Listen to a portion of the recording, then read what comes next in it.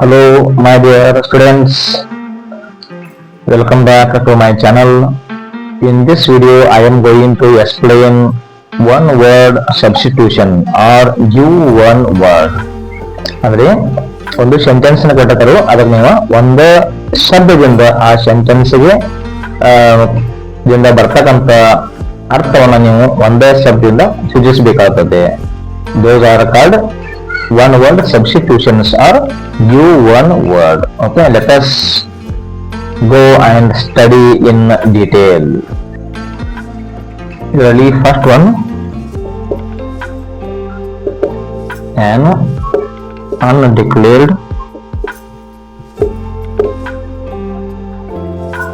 author or authorship of work or book.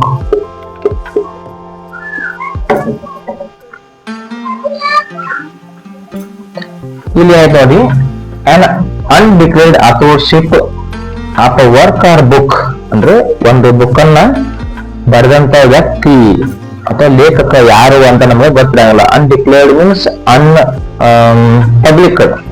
Public ಮಾಡಿರಂಗಿಲ್ಲ. ಅವರು ಆ ಬುಕ್ ನಲ್ಲಿ ಆ ಬುಕ್ ಅನ್ನ ಬರೆದಂತವ್ರು ಯಾರು ಅಂತಕ್ಕಂತ ಅವರ ಲೇಖಕರ ಹೆಸರನ್ನ ಪ್ರಿಂಟ್ ಮಾಡಿರಂಗಿಲ್ಲ. ಹೌದಾ? ಅದಕ್ಕೆ ನಾವು ಏನಂತೀವಿ, ಇದಕ್ಕೆ ಬರ್ತಕ್ಕಂತ ಒನ್ ವರ್ಡ್ ಯಾವ್ದಪ್ಪ ಅಂದ್ರ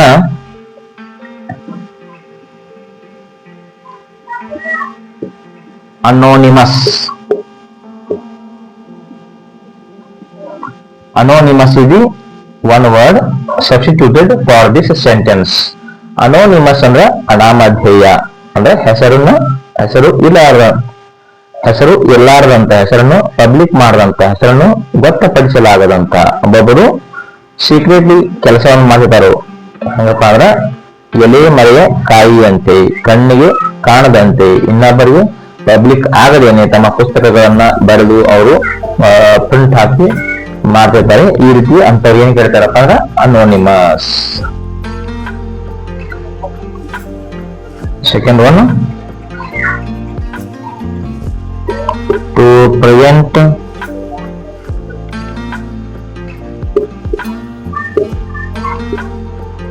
R stop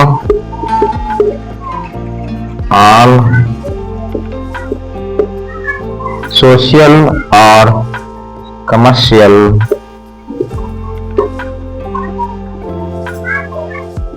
relations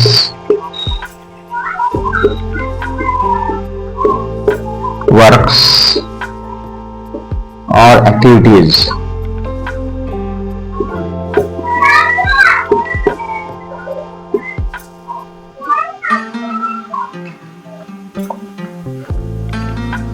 Ready? To prevent or stop all social or commercial relations, works or activities. ಅಂದ್ರೆ ಎಲ್ಲ ಒಂದು ಸೋಷಿಯಲ್ ಮೀನ್ಸ್ ಸಾಮಾಜಿಕವಾದಂತ ಮತ್ತು ಕಮರ್ಷಿಯಲ್ ಅಂದ್ರೆ ವ್ಯಾಪಾರ ಮಾಡ್ತಕ್ಕಂಥ ವರ್ಕ್ಸ್ ಕೆಲಸಗಳನ್ನು, ಆಕ್ಟಿವಿಟೀಸ್ ಕೆಲಸ ಕಾರ್ಯಗಳನ್ನ ಮತ್ತು ರಿಲೇಷನ್ಸ್ ಎಲ್ಲ ಸಂಬಂಧಗಳನ್ನು, ಸಾಮಾಜಿಕ ಮತ್ತು ಒಂದು ವಾಣಿಜ್ಯಕ್ಕೆ ಸಂಬಂಧಿಸಿದಂತ ವ್ಯಾಪಾರಕ್ಕೆ ಸಂಬಂಧಿಸಿದಂತ ಎಲ್ಲ ಕೆಲಸಗಳನ್ನು ನಿಲ್ಲಿಸುವುದಕ್ಕೆ ಅಥವಾ ಸ್ಟಾಪ್ ಮಾಡುವುದಕ್ಕೆ ಏನ್ ಕರೀತಾರಪ್ಪ ಅಂದ್ರ ಬಾಯ್ಕಾಟ್. ಬಾಯ್ಕಾಟ್ ಮೀನ್ಸ್ ಬಹಿಷ್ಕಾರ ಹಾಕುವುದು. ಯಾವುದೇ ಒಂದು ಕೆಲಸವನ್ನ ಮಾಡದಂತೆ, ಸಾಮಾಜಿಕವಾಗಿ ಇನ್ನೊಬ್ಬ ಜೊತೆ ನಾವು ಕನೆಕ್ಟ್ ಆಗದಂತೆ, ಯಾವುದೇ ವ್ಯಾಪಾರ ಮಾಡದಂತೆ ಜನರನ್ನ ತಡೆಗಟ್ಟುವುದಕ್ಕೆ ಅಂತ ಬಾಯ್ಕಾಟ್ ಮಾಡುವುದು. Third one, a person belonging to one's own country.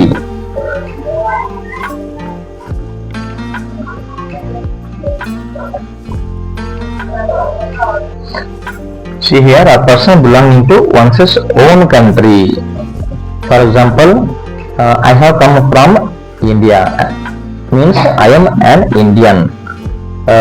Assume that there is someone else who has also come from India. How should I call him? ನಾನು ಇಂಡಿಯಾದಿಂದ ನಾನು ಭಾರತೀಯ, ಇನ್ನೊಬ್ಬನು ಕೂಡ ಭಾರತೀಯ. ನಾನು ನಾವು ಹೆಂಗ್ ಕರಿಯಪ್ಪ ಅಂದ್ರೆ compatriot. This is a one word substitution.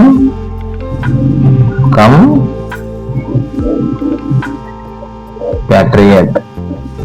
compatriot ಅಂದ್ರೆ ಒಂದೇ ದೇಶದಿಂದ ಬಂದಂತವ. ನಾನು ಆಸ್ ಐ, ನಾ ಹೆಂಗ ಅದನ್ನು ಹಂಗ ಅವ ಇಂಡಿಯಾದಿಂದ ಬಂದನು ಅಥವಾ ಬೇರೆ ದೇಶದಿಂದ ಬಂದಿರ್ತಾರು.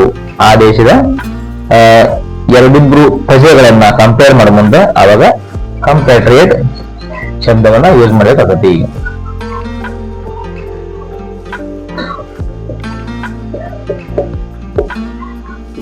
The follower of a religious leader.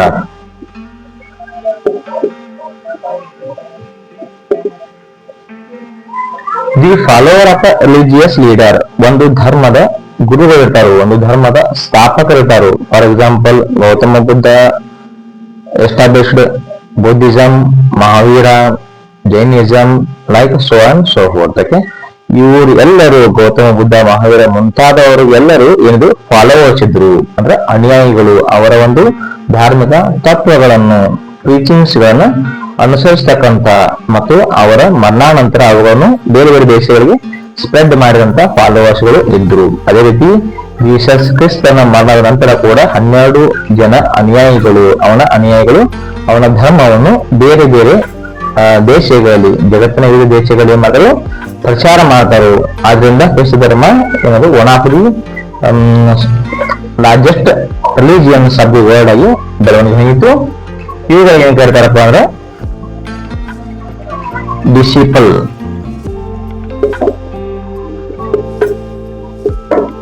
Decibel means follower of A religious leader, ಒಂದು ಧಾರ್ಮಿಕ ಮುಖ್ಯಸ್ಥನ ಅನುಯಾಯಿಗಳಿಗೆ ಏನ್ ಕರೀತಾರೋ ಡಿಸಿಪಲ್ ಅಂತ ಕರೀತಾರೋ.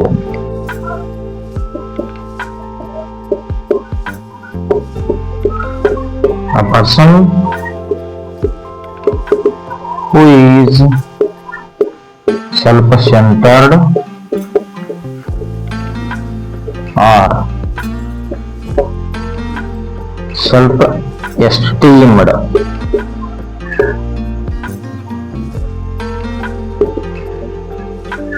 A person who is self-centered or self-esteemed means a person having high opinion of himself or herself and treating others as of a lower standard, treating others very cheaply. ಅಂದ್ರೆ ತನ್ನ ಬಗ್ಗೆ ತನಗ ಒಂದು ಉನ್ನತವಾದ ಭಾವನೆ, ಗೌರವ ಹೊಂದುವುದು ಮತ್ತು ಇನ್ನೊಬ್ಬರನ್ನ ಏನ್ ಮಾಡಬೇಕು ಅಂದ್ರೆ ಒಂದು ತಿರಸ್ಕಾರದಿಂದ ಅತ್ಯಂತ ಕೀಳು ಭಾವನೆಯಿಂದ ಕಾಣೋದಕ್ಕೆ. ಇದಕ್ಕಂತ ಈ ಒಂದು ಸೆಂಟೆನ್ಸ್ ಈಗೋ ಇಸ್ಟ್ ಅಂದ್ರೆ ಅಹಂಕಾರಿ, ಒಂದು ಶಕ್ತಿಯಿಂದ ಕೂಡಿರುವಂತ ಮನುಷ್ಯ ಅಂತ ನಾವ ಅಂತಿದ್ದು. ಈ ಒಂದು ಈಗೋಯಿಸ್ಟ್ ಅಂತಕ್ಕಂಥ ವರ್ಡ್ ಈ ಮೇಲಿನ ಸೆಂಟೆನ್ಸ್ಗೆ ಸಬ್ಸ್ಟಿಟ್ಯೂಟ್ ಆಗತ್ತೆ.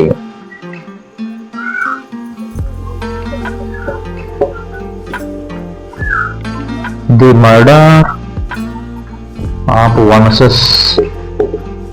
brother.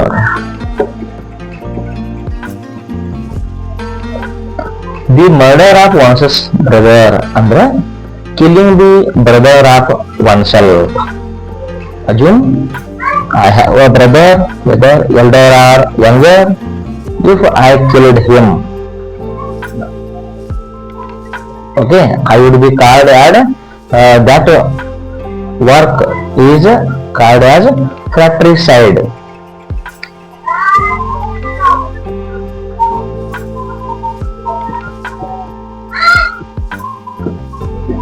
ಫ್ರಾಟ್ರಿಸೈಡ್ ಅಂದ್ರೆ ಕಿಲ್ಲಿಂಗ್ ಒನ್ಸ್ ಬ್ರದರ್ ಅಂದ್ರೆ ನಮ್ಮ ಒಬ್ಬ ಅಣ್ಣ ಅಥವಾ ತಮ್ಮನವ ಕೊಲೆ ಮಾಡಿದ್ರೆ ಅವನವನ್ನ ಜೀವನ ಅಂತವರ ಅದಕ್ಕೆ ಏನ್ ಕರೆದರು ಫ್ರಾಟ್ರಿಸೈಡ್ ಅಂದ್ರೆ ಸಹೋದರನ ಹತ್ಯೆ, ಸಹೋದರನ ಒಂದು ಕೊಲೆ ಅಂತ ಹೇಳ್ತಾರೆ.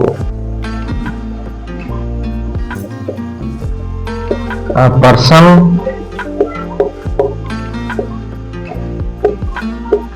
who is fond of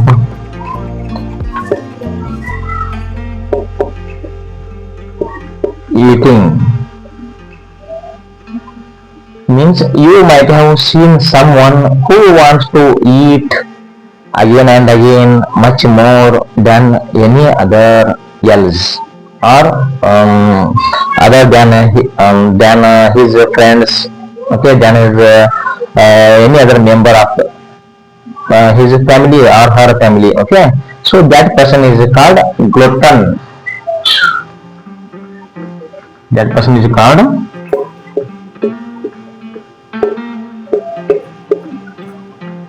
glutton. ನಾವು ಅತಿ ಭಾಳ ಏನಂತೀವಪ್ಪ ನಾವು ಎಷ್ಟವ ತಿನ್ನಿಸ್ಬೇಕಾದಂತ ಹೊಟ್ಟೆಬೇಕಾದನು ಅಂತೀವಿ ನಾವು, ಹೌದಲ್ಲ.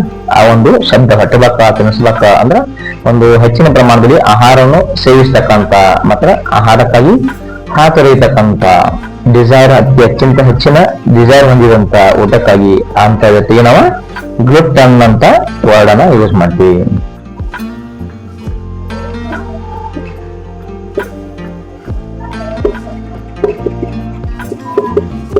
Supposition made as a basis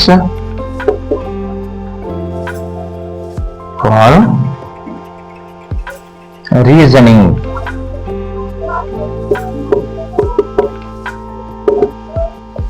Supposition made as a basis for reasoning ಅಂದ್ರೆ ನಾವು ಯಾವುದೋ ಒಂದು ಕೆಲಸಕ್ಕೆ ನಾವು ಮಾಡಿದಂತ ಒಂದು ಕಾರ್ಯಕ್ಕೆ ನಾವು ರೀಸನ್ ಕೊಡ್ತಿರ್ತೀವಿ. When we give a reason for the work that we have made, ನಾವು ಮಾಡಿದ ಕೆಲಸಕ್ಕೆ ಕಾರಣವನ್ನು ಕೊಡುವಾಗ ಅದಕ್ಕೆ ಆಧಾರವಾಗಿ ಕೆಲವೊಂದು ಊಹೆಗಳನ್ನು ನಾವು ಮಾಡ್ಕೋತೀವಿ. ಅಂದ್ರೆ ಅಜಂಪ್ಷನ್ ನಾವು ಗೆಸ್ ಅನ್ನು ಮಾಡ್ತೀವಿ, ಅಂದ್ರೆ ಊಹೆಗಳನ್ನು ಮಾಡ್ತೀವಿ, ಕಲ್ಪನೆಗಳನ್ನು ಮಾಡ್ತೀವಿ. ಅವುಗಳಿಗೆ ಏನ್ ಹೇಳ್ತಾರೆ ಅಂದ್ರೆ ಹೈಪೋಥೆಸಿಸ್.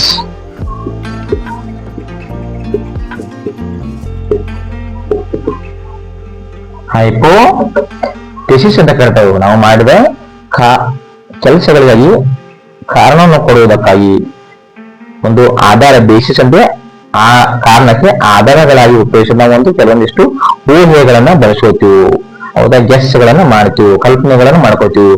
ಅದಕ್ಕೆ ಏನಂತಾರಪ್ಪ ಅಂದ್ರೆ ಹೈಪೋಥೆಸಿಸ್ ಅಂತ ಅಂತಾರು.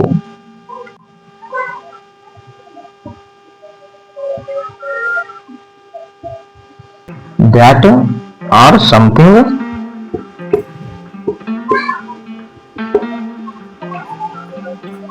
can't be conquered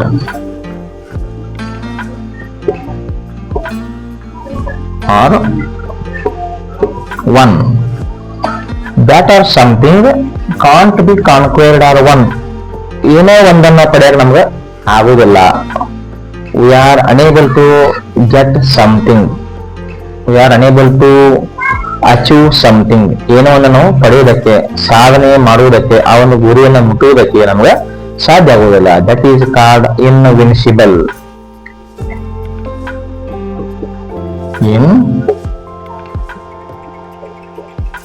ಇನ್ವಿನ್ಸಿಬಲ್ ಅಂದ್ರೆ ನಮ್ಮ that is being out of our reach, ಅಂದ್ರೆ ನಮ್ಮಿಂದ ಅದು ದೂರದಲ್ಲಿರ್ತಕ್ಕಂಥ, ನಮಗೆ ಕೈಗೆ ಎಟುಕಲಾರದಂತ, ನಮ್ಮಿಂದ ಅದನ್ನು ಪಡೆಯಲಿಕ್ಕೆ ಆಗದಂತಹ ಒಂದು ವಸ್ತುವಿಗೆ, ಒಂದು ಯಾವುದೋ ಒಂದು ಗುರಿಗೆ ಏನಾದ್ರೆ ನಾವು ಇನ್ವಿನ್ಸಿಬಲ್ ಅಂತ ಹೇಳ್ತೀವಿ.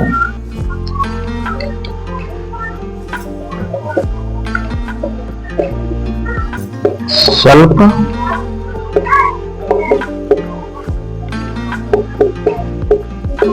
examination. Self-examination means examining ourselves whether we have done something wrong or true. ನಾವು ಏನೋ ಒಂದನ್ನ ಮಾಡಿರ್ತೀವಿ, ಅದು ಸರಿ ಐತಿ ತಪ್ಪೈತಿ ಅನ್ನೋದನ್ನ ನಮ್ಮ ಅಂತ ಸಾಕ್ಷಿಯಾಗಿ ನಾವು ಏನ್ ಮಾಡಬೇಕು, ವಿಚಾರ ಮಾಡಬೇಕಾಗ್ತೈತಿ, ಹೌದಾ. ಅದಕ್ಕೆ ಏನ್ ಕೇಳ್ತಾರಂದ್ರೆ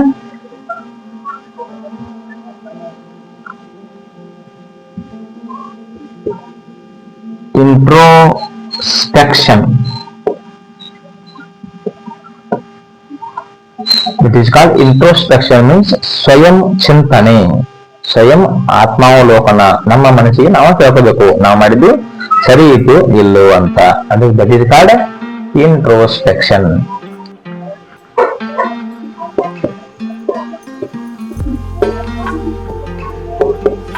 Least possible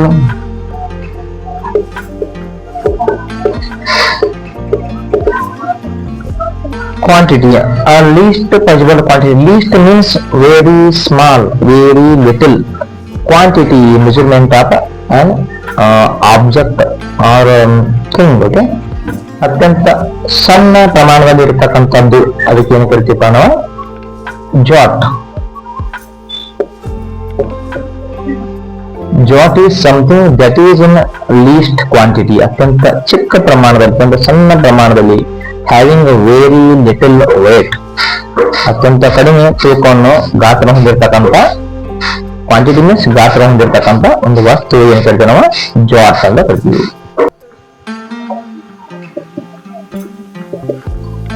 An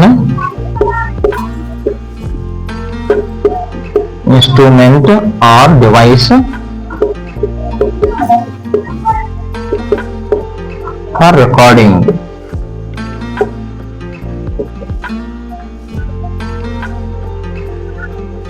blood pressure,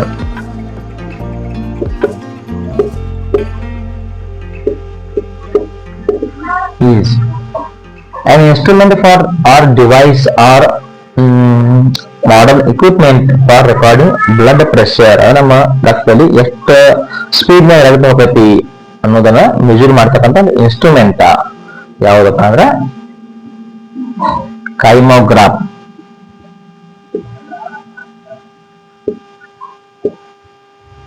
kymograph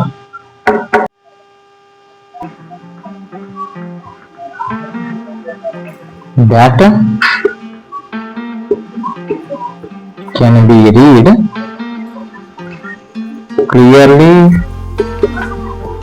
or easily. You know, the something printed or written material ಇರ್ತೈತಿ, ಅದನ್ನ ನಾವು if we can read that material, that words, that sentences, it is called legible. legible ಆಗುತ್ತೆ. ಇದರ opposite word illegible.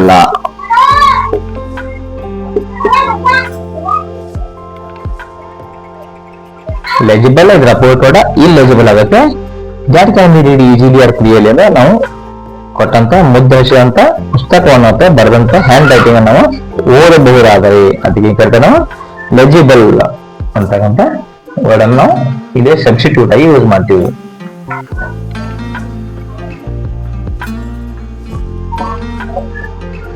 The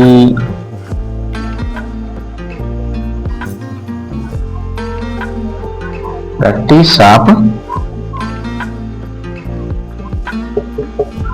marrying only one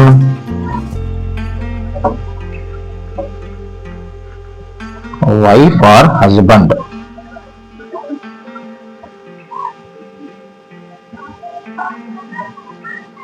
The practice of marrying only one wife or husband ಅಂದ್ರೆ ಕೇವಲ ಒಂದೇ ಹೆಂಡತಿನ ಅಥವಾ ಒಂದೇ ಗಂಡನ ಹೊಂದುವುದು. ಜೀವನದಲ್ಲಿ ಒಂದೇ ಹೆಂಡತಿ ಒಂದೇ ಗಂಡನ ಜೋಡಿ ನಾವು ಒಂದು ಜೀವನ ನಡೆಸುವುದಕ್ಕೆ ಅಂತಾರೆ ಮೊನೋಗಾಮಿ.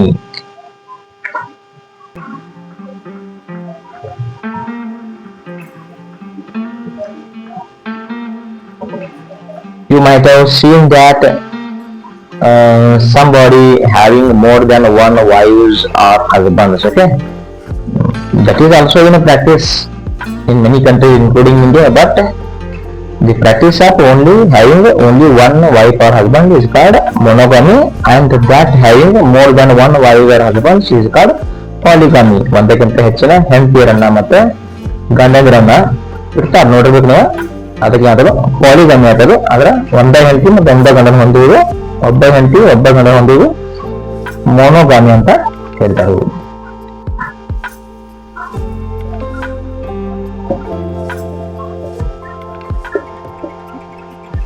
A drug which produces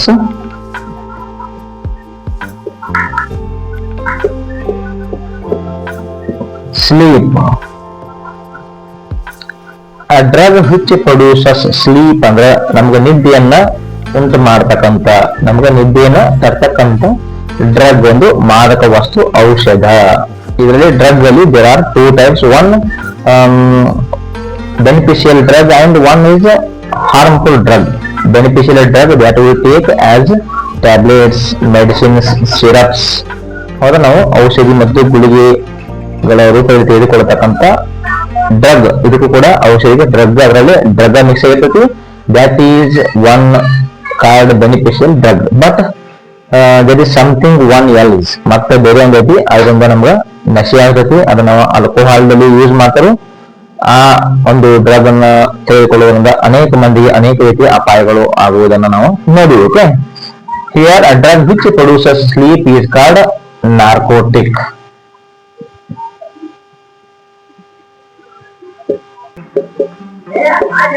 narcotic ಅಂತಕ್ಕಂಥ ಡ್ರಗ್ ನಮಗೆ ಏನ್ ಇರ್ತದೆ ಅಂದ್ರೆ ನಿದ್ದೆ ಅಂತ ಇರ್ತೈತಿ. ಅಂತ ಹೇಳ್ಕೊಂಡೆ ನಮ್ಗೆ ನಾವು ನಿದ್ದೆಗೆ ಜಾರ್ತೀವಿ.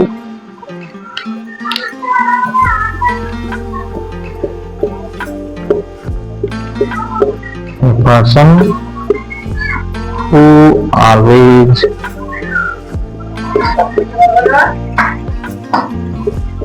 looks at the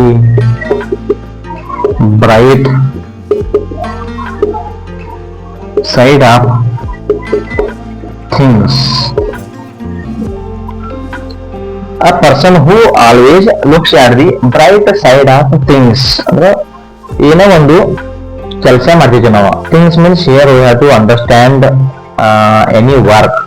ಆ ಒಂದು ಕೆಲಸದಿಂದ ಆಗ್ತಕ್ಕಂಥ ಗುಡ್ ಆರ್ ಬ್ಯಾಡ್ ಎಫೆಕ್ಟ್ಸ್ ಇರ್ತಾವು. ನಾವು ಮಾಡ್ತಕ್ಕಂಥ ಕೆಲಸದಿಂದ ಒಮ್ಮೆ ಚಲೋ ಆಗ್ಬೋದು, ಒಮ್ಮೆ ಕೆಟ್ಟು ಆಗ್ಬೋದು. ಆದ್ರೆ ನಾವು we have to think that something good is going to happen. ಏನೋ ಒಂದು ಚಲೋ ಆಗತಿ, ನಾವು ಮಾಡ್ತಕ್ಕಂಥ ಕೆಲಸದಿಂದ ಏನೋ ಒಂದು ಚಲೋ ಆಗತಿ, ನಮ್ಗೆ ಮತ್ತೆ ಇನ್ನೊಬ್ಬರಿಗೆ ಅದರಿಂದ ಅನುಕೂಲ ಆಗತಿ ಅಂತ ಅನ್ನೋ ಒಂದು ಪಾಸಿಟಿವ್ ವೇದಾಗ ನಾವು ಒಂದು ಥಿಂಕ್ ಮಾಡಿ ಆ ಒಂದು ಕೆಲಸವನ್ನು ಮಾಡಬೇಕಾಗ್ತದೆ.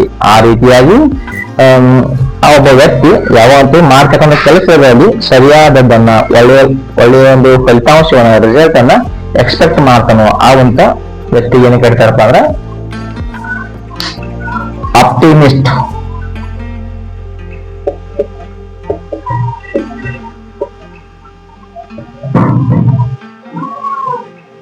Optimist means ಆಶಾವಾದಿ. ಯಾವಾಗಲೂ ನಮ್ಗ ಮುಂದ ಚಲೋ ಆಗತಿ. ಈಗ ಕಷ್ಟಗಳು ಇರ್ಬೋದು, but the good days will come in the future. ಆದ್ರೆ ಮುಂದಿನ ಜೀವನದಾಗ ನಮ್ಗ ಒಳ್ಳೇದಾಗತಿ, ಒಳ್ಳೆ ದಿನಗಳು ಬರ್ತಾವು ಅಂತ ಯಾವಾಗಲೂ ನಾವು ಆಶಾವಾದಿಗಳು ಆಗಿರ್ಬೇಕು. ಅಂದ್ರ ನಮ್ ಜೀವನಕ್ಕೊಂದ ಬೇರೆ ಇರ್ತೈತಿ. ಜೀವನದಾಗ we should not get discouraged. ಎಂದೂ ನಾವ ಒಂದು ಜೀವನದಲ್ಲಿ ಆಸಕ್ತಿಯನ್ನ ಕಳ್ಕೋಬಾರ್ದು. ಓಕೆ, ಮುಂದೆ ನಮ್ಗ ಚಲೋ ಆಗತಿ ಅನ್ನೋ ಒಂದು ಹೋಪ್ ಇಟ್ಕೊಂಡು ನಾವು ಜೀವನದಾಗ ಮುಂದೆ ಹೋಗ್ಬೇಕಾಗತಿ.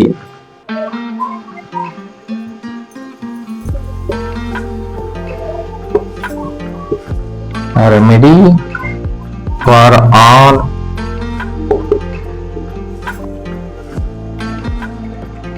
diseases. ಅಂದ್ರೆ ಎಲ್ಲ ರೋಗಗಳಿಗೂ ಒಂದು ಪರಿಹಾರ. Remedy means something that cures. ಒಂದು ಎಲ್ಲ ರೋಗಗಳಿಗೂ ಪರಿಹಾರ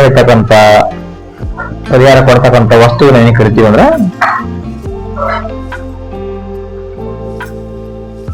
ಪನೇಶಿಯಾ ಆರ್ ಯೂನಿವರ್ಸಲ್ ರೆಮಿಡಿ ಅಂತ ಕರಿತೀವಿ. ಅದಕ್ಕ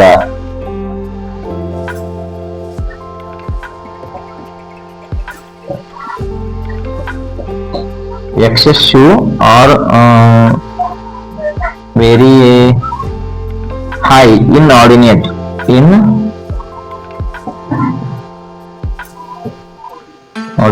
ಆಫಿಷಿಯಲ್ formalities.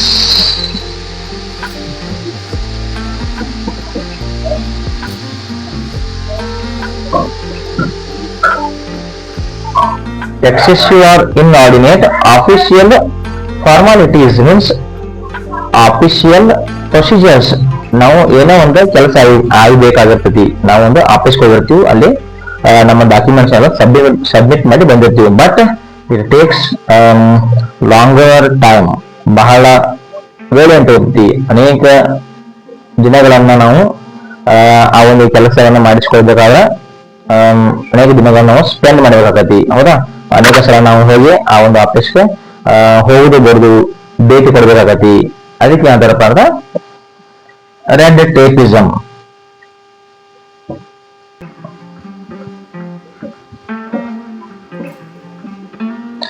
ನಮಗೆ ಆಗಬೇಕಂತ ಕೆಲಸಗಳು ಆಟೋಮೆಟಿಕಲಿ ಅಂದ್ರೆ ಇಮಿಡಿಯೇಟ್ಲಿ ಆಗೋದಿಲ್ಲ. They takes longer days to be completed. Okay, ಅದಕ್ಕೆ ಏನಾದ್ರು red tapism.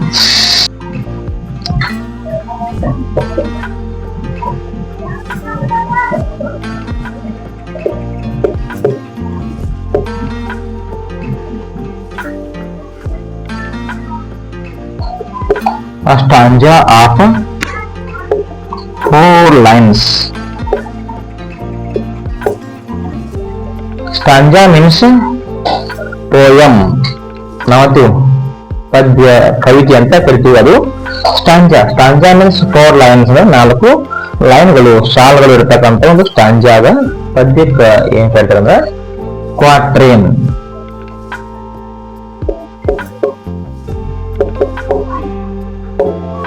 Quatrain means stanza of 4 lines or poem of 4 lines. 4 ಸಾಲುಗಳು ಇರತಕ್ಕಂತ ಒಂದು ಪದ್ಯ, ಕವಿತೆ, ಸ್ಟಾಂಜಾ, poem is called quatrain.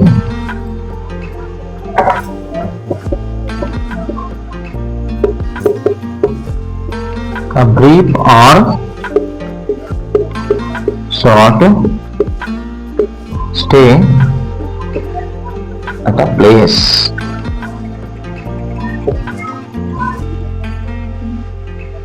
A brief or short stay at a place means ಒಂದು ಸ್ಥಳದಲ್ಲಿ ಒಂದು ಸ್ವಲ್ಪ ಕಾಲ, ಫಾರ್ ಶಾರ್ಟ್ ಟೈಮ್ ನಾವು ಇದ್ದು ಮತ್ತೆ ಮುಂದಿನ ಜಾಗಕ್ಕೆ ಹೋಗುವುದು. For example, when you travel longer distance, ಒಂದು ಜಾಗನ ಮತ್ತೊಂದು ಜಾಗಕ್ಕೆ ಭಾಳ ದೂರ ಊರಿಗೆ ಹೋಗೋ ಮುಂದೆ ನೀವು ಏನ್ ಮಾಡ್ತೀರಪ್ಪ ಅಂದ್ರೆ ರಾತ್ರಿ ನೀವು ಒಂದೊಂದು ಊರಾಗ ಲಾಡ್ಜ್ನಲ್ಲಿ ವಸತಿ ಮಾಡಿ ಮರಳಿಸ್ಬಿಡ್ತೀರಿ. If you are traveling in your private vehicle, that is car etc. Okay, ನೀವು ಸ್ವಂತ ಗಾಡಿ ಹೋಗೋ ಮುಂದೆ ಏನ್ ಮಾಡ್ತೀರಾ, ರಾತ್ರಿ ಡ್ರೈವ್ ಮಾಡೋ ಬದಲ ನೀವು ಏನ್ ಮಾಡ್ತೀರಿ, ಬೇರೆ ಒಂದು ರೂಮ್ ಮಾಡಿ ಅಲ್ಲೇ ಇದ್ದ ಮತ್ತೆ ನಿಮ್ಮ in the next morning you will start your journey. ಅದಕ್ಕೆ ಏನ್ ಕರೀತಾರೆ ಸೋಜರ್ನ್.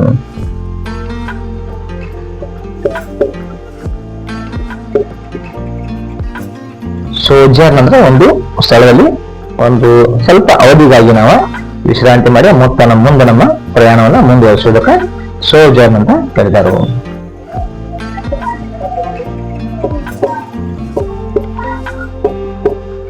Something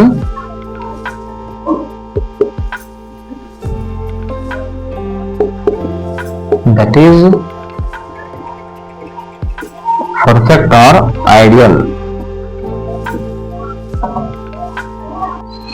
something that is perfect or ideal ಅಂದ್ರೆ ಏನೋ ಒಂದು ಇರ್ತೈತಿ, ಅದು ಪರ್ಫೆಕ್ಟ್ ಅಂದ್ರೆ ಅಚ್ಚುಕಟ್ಟಾಗಿರ್ತೈತಿ, ಮತ್ತು ಐಡಿಯಲ್ ಅಂದ್ರೆ ಸುಟೇಬಲ್ ಟು ಬಿ ಫಾಲೋಡ್ ಅಂದ್ರೆ ಅದು ನಾವು ಅನುಕರಣೆ ಮಾಡೋದಕ್ಕ ಅದು ಯೋಗ್ಯವಾಗಿರ್ತೈತಿ. ಅದಕ್ಕೆ ಏನು ಕರ್ತಾರೆ utopian. Utopian means something that is perfect or ideal ಅಂದ್ರೆ ಅದು ಪೂರ್ತಿ ಯಾವುದೇ ಒಂದು ದೋಷವು ಇರ್ಲಾರ್ದಂಗೆ ಇರ್ತೈತಿ ಮತ್ತು ಅದನ್ನ ನಾವು ಅನುಕರಣೆ ಮಾಡಬಹುದು.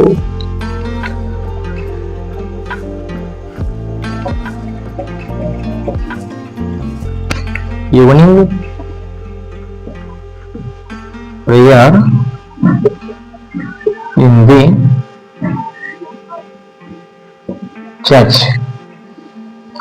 ಚರ್ಚ್ ಒಳಗೆ ಸಾಯಂಕಾಲ ಪ್ರಾರ್ಥನೆ ಮಾಡ್ತಾರೆ. ಪ್ರೇಯರ್ ಮೀನ್ಸ್ ಪ್ರಾರ್ಥನೆ, ಅಡೋರೇಷನ್ ಆಫ್ ಗಾಡ್, ದೇವರ ಒಂದು ಯೇಸು ಕ್ರಿಸ್ತನ ಅವರು ಪ್ರಾರ್ಥನೆ ಮಾಡ್ತಾರೆ. ಅದಕ್ಕ ಏನಂತ ಅಂದ್ರ ವೆಸ್ಪರ್.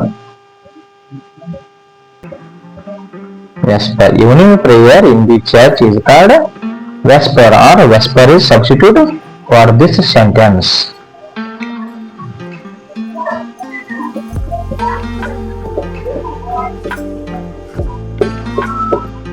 A secret word to call a person.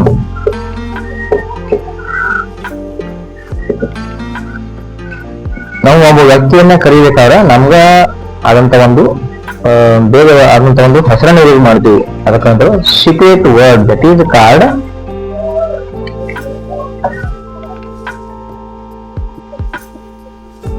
watchword. Watchword is a word, secret word to call a person.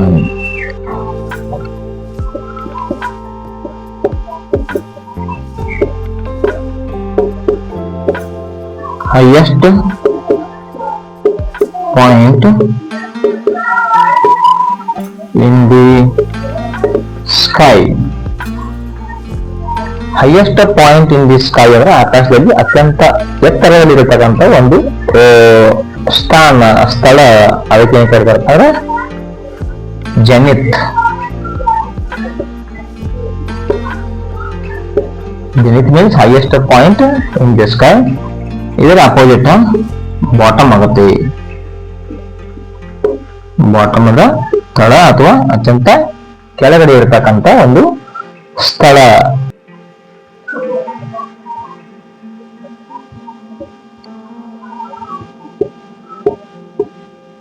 A partner in a crime.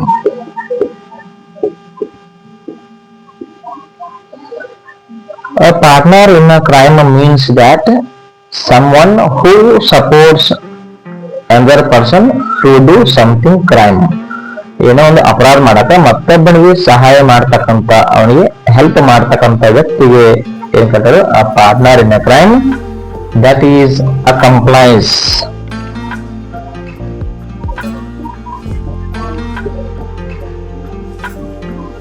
That is accomplice. Partner in a crime is called accomplice. ಅವನಿಗೆ ಯಾವುದೋ ಒಂದು ರೀತಿಯಲ್ಲಿ ಆ ಒಂದು ಕೆಟ್ಟ ಕೆಲಸವನ್ನು ಮಾಡಬೇಕವ ಸಹಾಯ ಆಗಿರ್ತಾನು, ಅವನಿಗೆ accomplice ಅಂತ ಕರೀತಾರು, ಅಂದ್ರೆ ಸಹ ಅಪರಾಧಿ.